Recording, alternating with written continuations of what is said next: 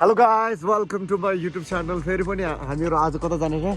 आज हामी गुन्डुबाट हिँड्दै नमो बुद्ध नमो बुद्ध जाँदैछ। आज हिजो राति चाहिँ हामी गुन्डुक भन्ने ठाउँमा बसेको छौँ मेरो साथीको घरमा। स्पेसली आज चाहिँ मेरो साथमा हुनुहुन्छ आमा अनि अर्को मेरो साथी कुङ्गा साथी अनि हामीहरू अब जाँदैछौँ गुन्डुकदेखि चाहिँ आज भक्तपुरको के अरे त्यसको नाम सूर्य बेनन चकमा जाँदैछु। त्यहाँदेखि चाहिँ गाडी पाउँछ। अहिले चाहिँ बाटोमा छु। यहाँ अहिले चाहिँ बिहानको सिनहरू एकदम बबाल देखेको छ तपाईँहरूले। अब मैले आजको ब्लगमा स्पेसल्ली नमो बुद्धमा भएका रमाइलो ठाउँहरू तपाईँहरूलाई देखाउन चाहन्छु।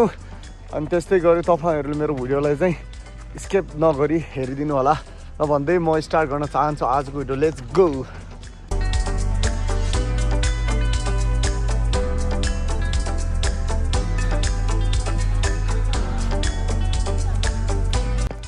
खतरा दामी के हुँदैछ यहाँतिर आमा।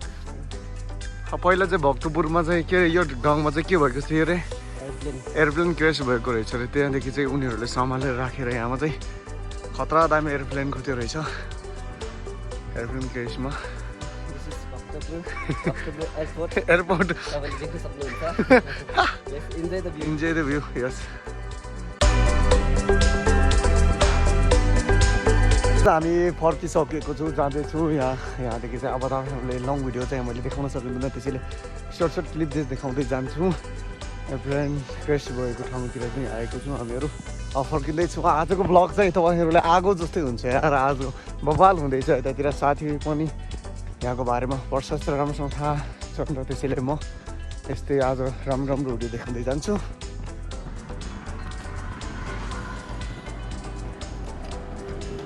अब माइजीको घरबाट निस्किँदैछौँ हामीहरू। माइजीको घरबाट यहाँ माइजीको घर चाहिँ भक्तपुरमा छ।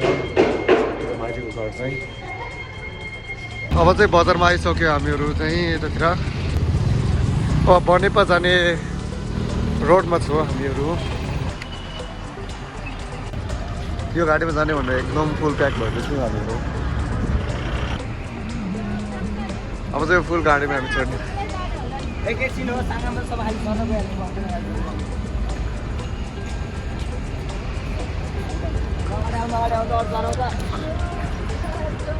एकदम टाइट रहेछ बनाउन जाने बाटो छ।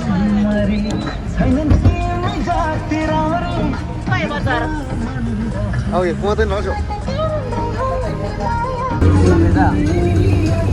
टन्नै खिच्यो त आज त।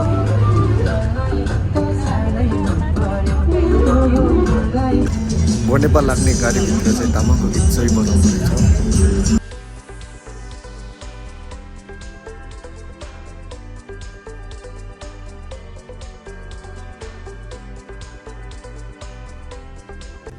अब खाना खान लागेको छौँ हामीहरू थकाली। चाहिँ नमो बुद्धको अलिकति नजिक पुगिसकेको छौँ गाइस। नमो बुद्धकै छेउमा चाहिँ ठोक्यादै भेट्नु भएर हामीले चाहिँ लुङदर हाम्ने पनि गऱ्यौँ। पुगिसकेको छु हामीहरू यता। एकदम रमाइलो।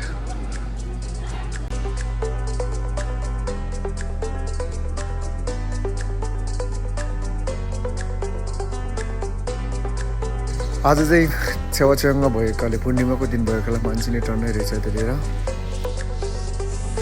पुग्ने बित्तिकै हामीले कोरा पनि गऱ्यो अनि छेमे पनि भयो। त्यतिखेर रमाइलो रहेछ।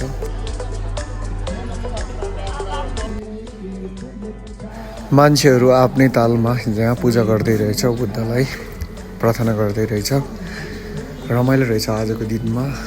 स्पेसली यहाँको मेन कुलदेवता चाहिँ हामीले दर्शन गर्नको लागि एकदम टाइट रहेछ आज। एकदम मैले 3-4 चोटि ट्राई गर्यो दर्शन गर्नै गाह्रो भयो। अनि फाइनल्ली लास्टमा चाहिँ दर्शन गर्ने मौका चाहिँ पायो मैले चाहिँ यतातिर। तपाईँहरूले नि हेर्न सक्नुहुन्छ। तपाईँहरूले मैले देखाउन चाहन्छु कुलदेवता यहाँमा हेर्नै पर्ने दर्शन गर्नै पर्ने देवता।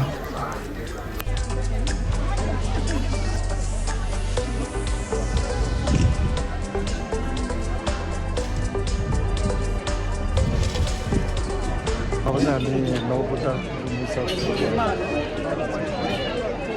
नमो बुद्धको कुल देउताको दर्शन सक्ने बित्तिकै हामीहरू माथि ठाङ्गु रिम्पोछेको गुम्बा लगायतका विभिन्न राम्रो राम्रो ठाउँहरूको दर्शन गर्न तर्फ लागे। यहाँमा भएको दुईवटा चित्रले चाहिँ हामीले सम्पूर्ण यताको स्टोरीहरू बुझ्न सकिन्छ। तेर्साङ तिमीले चाहिँ केही कुरा यहाँको बारेमा केही भन्नु पर्यो ताङ्गो लिसिङको बारेमा। उहिले नमो बुद्ध ठाउँमा चाहिँ राजा हुनुहुन्थ्यो। राजाको 3टा छोरा थियो। 3टा छोरा चाहिँ जब यो जङ्गलमा शिकार गर्न आउनुभयो, जङ्गलमा एउटा बाघ जङ्गली खान नपाएर एकदम मर्नेको अवस्थादेखि पुगेको रहेछ कि त्यो देख्ने बेला उसले माया दयाल थाम्नु नसकेर चाहिँ आफ्नो ज्यान दान गर्ने, अर्कोको ज्यान बचाउनु लागि आफू मरेर उसको शरीरको मासु काटेर दिएर बचायो। अनि तब उसको हड्डीहरू सबै मिलाएर चाहिँ स्तूप बनाएको छ, त्यसलाई नमो बुद्ध भनेको छ होइन। त्यो चाहिँ लिन्छ चाहिँ अब तपाईँले देख्नु गराउनु भएको चाहिँ उसको सम्झना उसको यादमा एउटा यस्तो बनाएर राखेको छ। अनि बुद्ध भगवान्ले जस्तै हामीले शरीर दान गरेर आफ्नो ज्यान मरेर अरूलाई बचाउन नसके पनि तर यहाँ आउँदाखेरि उहाँको इतिहास, उहाँको कहानी कथा हामीले सुनेर मनभित्रबाट मर्ने मलमहरू गरेर होइन अनि पूजाआजा गऱ्यो भने आफूले चाहेको कुराहरू पुरा हुँदछ भन्दै यति भन्न चाहन्छु। थ्याङ्क यू, धन्यवाद।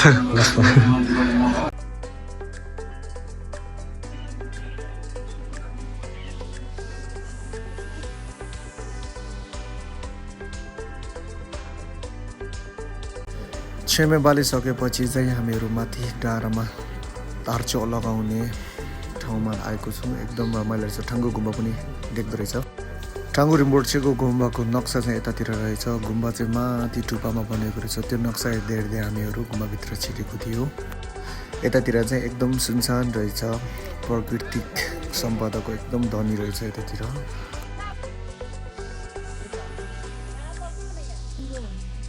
यो चाहिँ आमा के हो र यो नमो बुद्धको? ए यहाँभित्र गुम्बा गेट छिरिसकेपछि पछाडिपट्टि चाहिँ एउटा गुफा पनि रहेछ। त्यहाँमा चाहिँ मेडिटेसनको लागि त पर्फेक्ट ठाउँ रहेछ। त्यहाँको वरिपरिको वातावरण हेरिसकेपछि हामीहरू गुम्बा प्रवेश गरेको थियो। यहाँतिर चाहिँ जुत्ता चप्पल पुगाल्नुपर्ने रहेछ। मैले पुगाल्यो। माथि जाँदाखेरि चाहिँ नट फोटो भन्छ। भित्र हामीले दर्शन गऱ्यो तर यहाँतिर चाहिँ गुम्बाभित्र चाहिँ फोटो खिच्न पाइँदैन रहेछ, भिडियो खिच्न पाइँदैन रहेछ। त्यसैले मैले चाहिँ बाहिरबाट यसो उसो हामीले एकदम रमाइलो देख्यो। यो ठाउँको गुम्बामा चाहिँ एकदम रमाइलो रहेछ। यहाँ लामाहरू पूजा रहेछ। त्यसपछि चाहिँ हामीहरू माथि डाँडामा सबैभन्दा टुप्पा ठाउँमा चाहिँ गएको थियो। त्यो टुप्पादेखि चाहिँ हरेक गाउँहरू देख्दो रहेछ। काभ्रेको हरेक गाउँहरू देख्दो रहेछ यतातिर। डाँडा काँडा हेरिसकेपछि हामीहरू तल जाँदाखेरि ट्याक्कै तेर्साङले चिनेको एउटा मान्छे पनि भेट्यौँ।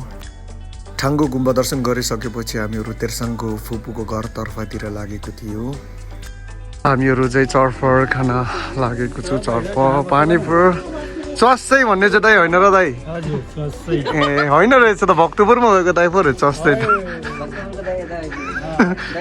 ए बिच बाटोमा एउटा चटपट दाई पनि भेट्यो। चटपट पानीपुरी बेच्ने। मैले नमानेर चाहिँ चटपट खानतर्फ लागेँ। यतातिर चाहिँ टन्नै रहेछ, मान्छेको भिड रहेछ। पालो पनि पाउँदैन रहेछ चटपट पानीपुरी, तर हामीले ट्राई गरेँ यतातिर। यस्तो छ दाईको पानीपुरी अहिले फेमस छ दाइतिर।